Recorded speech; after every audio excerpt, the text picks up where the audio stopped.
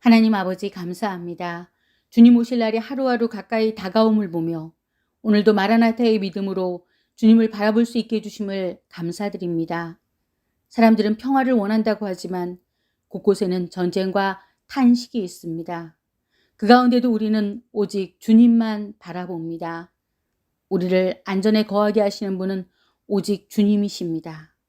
주님, 오늘도 병중에 있는 사랑하는 교우님들을 기억하여 주시옵소서.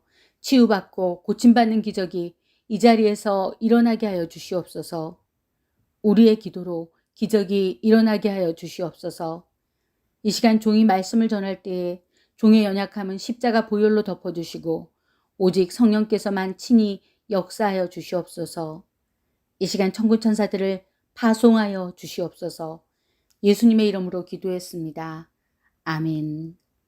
오늘 우리에게 주시는 하나님의 말씀은 요한복음 11장 25절로 26절의 말씀입니다. 요한복음 11장 25절로 26절의 말씀입니다.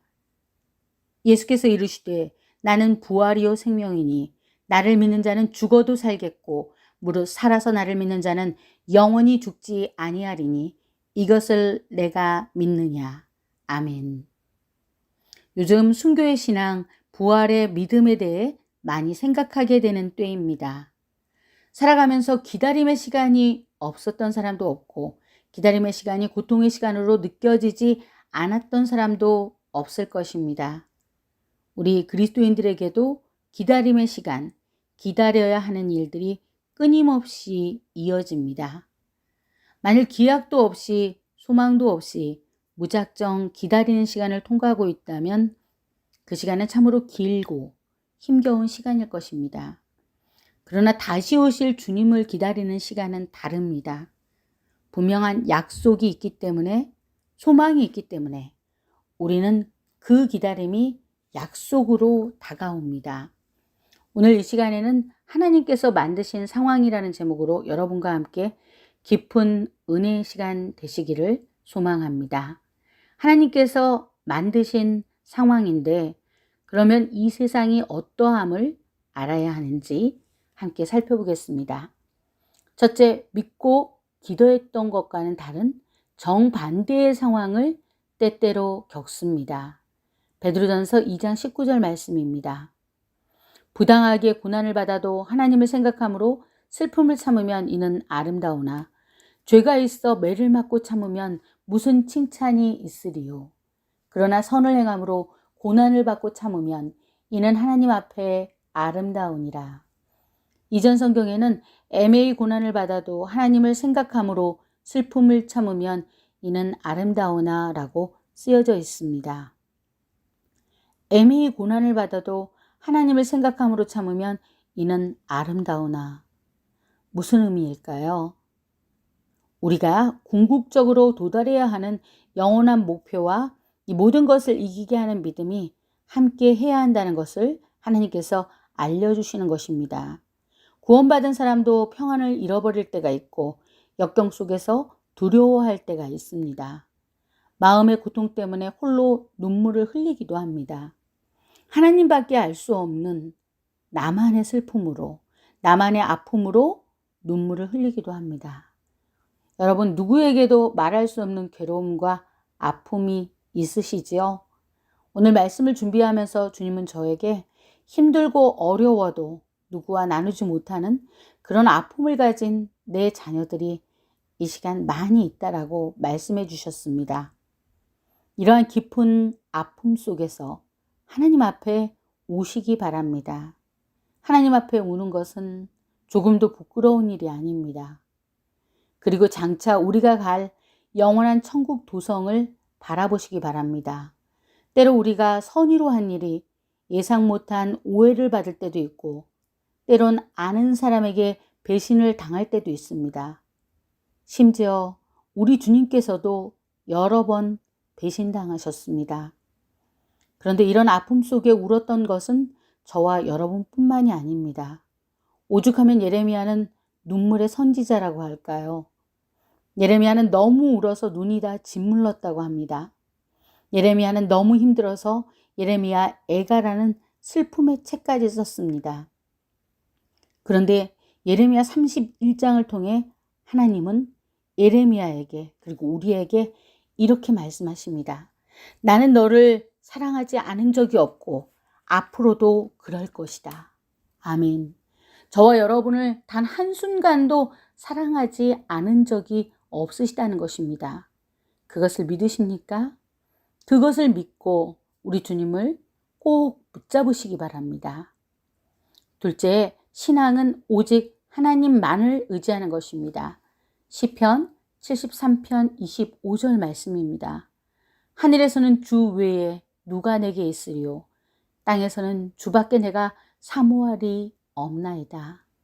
찬양으로도 이 말씀이 나와 있지요. 헬라어 원어 피스티스는 믿음이라는 말입니다. 하나님을 믿고 하나님을 알고 하나님을 사랑하는 모든 삶을 가리켜 우리는 신앙, 피스티스라고 합니다. 신약 성경에서 믿음이라는 이 헬라어 원어 단어는 피스티스를 번역한 것입니다. 이 피스티스를 한자로 옮길 때 신앙이라고 했습니다.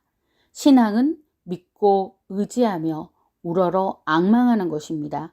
그렇기 때문에 우리의 모든 인생의 날들이 하나님을 의지해야 하는 날들입니다.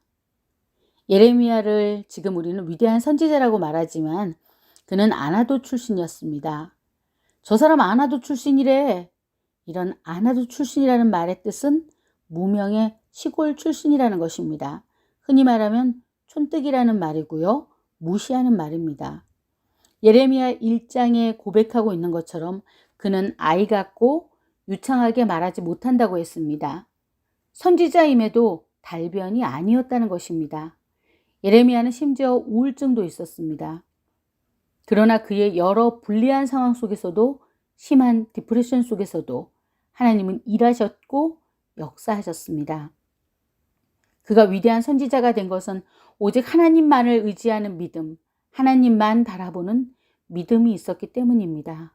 저와 여러분이 이러한 믿음을 소유하시기를 축복합니다. 특별히 우리에게 어떤 상황과 연약함이 있더라도 그것을 하나님의 손안에서 들어쓰시기를 기도합니다. 셋째, 이 땅에서의 우리의 생애에 따라 우리가 갈 곳은 정해져 있습니다. 히브리서 11장 36절로 38절 말씀입니다. 38절의 말씀을 제가 읽어드리겠습니다. 어떤 이들은 더 좋은 부활을 얻고자 하여 심한 고난을 받되 구차히 풀려나기를 원하지 아니하였으며. 아멘. 약 4년 전에 저는 사랑하는 청년들과 함께 경기도 화성에 있는 제암교회와 제암순국기념관에 다녀왔습니다. 3.1운동이 일어나던 해인 1919년 4월 15일에 교회 안과 밖에서 29명이 살해되었고요. 일본인들은 민가에 불을 질렀고 교회 안의 사람들을 가두고 큰 화재를 일으켰습니다. 저는 제암리교회와 순국기념관을 청년들과 함께 그곳에 방문하고 그때의 모습을 다시 되새겨보면서 많은 것을 느끼고 돌아왔습니다. 이때 보니 영국계 캐나다인 선교사 스코필드의 활약을 볼 수가 있었는데요. 그는 현장을 찾아가서 생생한 그 참상을 사진으로 찍고 목격자들의 증언을 자료로 보고서를 작성했고요. 그것으로 내외 통신에 알렸습니다. 예수 믿는다는 이유로 핍박과 미움을 받아 이렇게 고난을 당하고 죽은 경우는 많이 있습니다. 저는 대학교 때 한국 대학생 선교회 CCC라는 선교단체에서 사역했는데 대학교 3학년 때 순교할 수 있게 해달라고 기도를 드렸습니다. 아마 그때 저의 믿음이 가장 뜨거웠던 때였던 것 같습니다. 그런데 북한에서 실제로 순교하는 분들의 영상을 보면서 많은 찔림이 있었습니다. 내가 과연 그럴 수 있는 사람인가 하는 것입니다. 그 많은 영상을 보며 가장 찡했던 것은 엄마가 어린 아들에게 했던 말입니다. 야, 너 예수님한테 가는데 그렇게 소리 지르면서 갈래? 예쁘게 가라. 이 말에 저도 눈물이 왈칵 쏟아졌습니다. 이토록 어린데 고통을 참고 순교하는 것을 보며 부끄럽기까지 했습니다.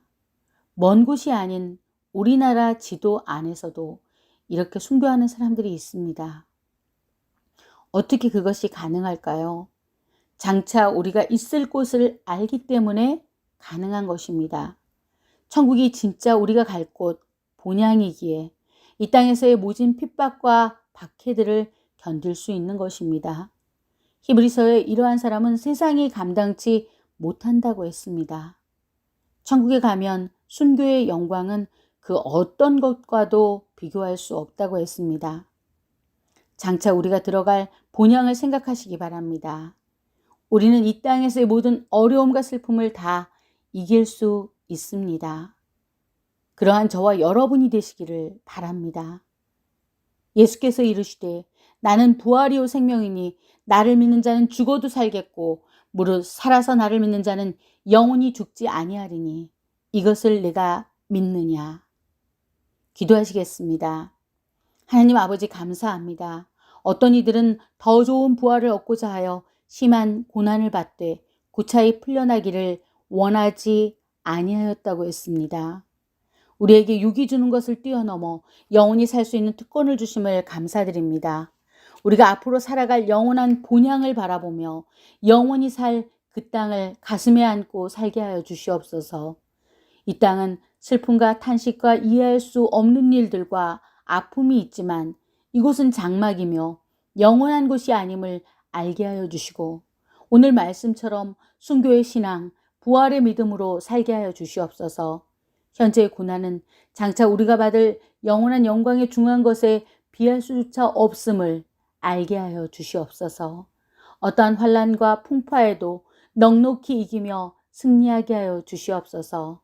장차 우리가 만나 뵙고 영원히 살 우리 주 예수님의 이름으로 기도했습니다. 아멘.